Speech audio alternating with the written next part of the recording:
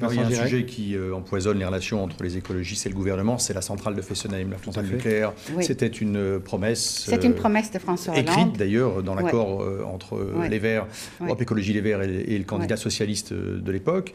Là, on se rend compte que concrètement, c'est extrêmement coûteux de fermer cette centrale d'ici la fin du mandat de François Hollande. Des estimations d'EDF, ils réclament entre 5 et 8 milliards de dédommagements. C'est une centrale qui est aujourd'hui extrêmement bénéficiaire, de 400 millions d'euros par an, bénéfices qui sont partagés avec les deux partenaires suisses et allemands qui ont construit cette centrale.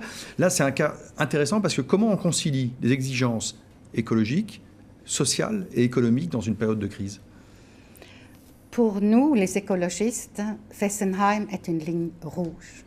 C'est une promesse du candidat François Hollande. C'est l'acte fondateur de l'accord qui nous lie. Et tout recul sur Fessenheim aurait des conséquences. Et même si ça coûte 8 milliards d'euros? Mais d'abord, ce chiffre-là, c'est le chiffre EDF. EDF, ce n'est pas eux qui vont calculer et dire ce qu'ils veulent que l'État leur paye.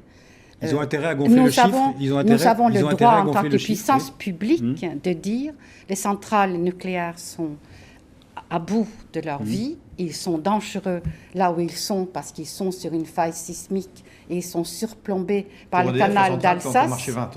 Mais que EDF le pense.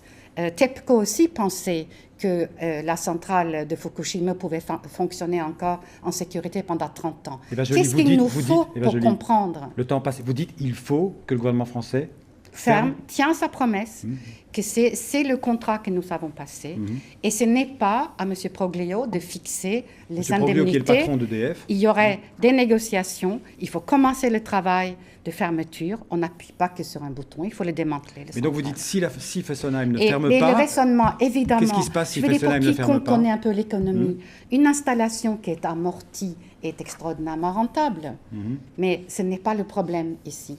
Le problème est la dangerosité de cette vieille centrale sur une faille sismique.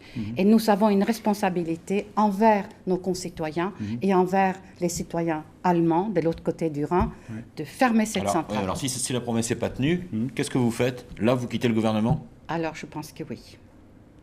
Alors au-delà de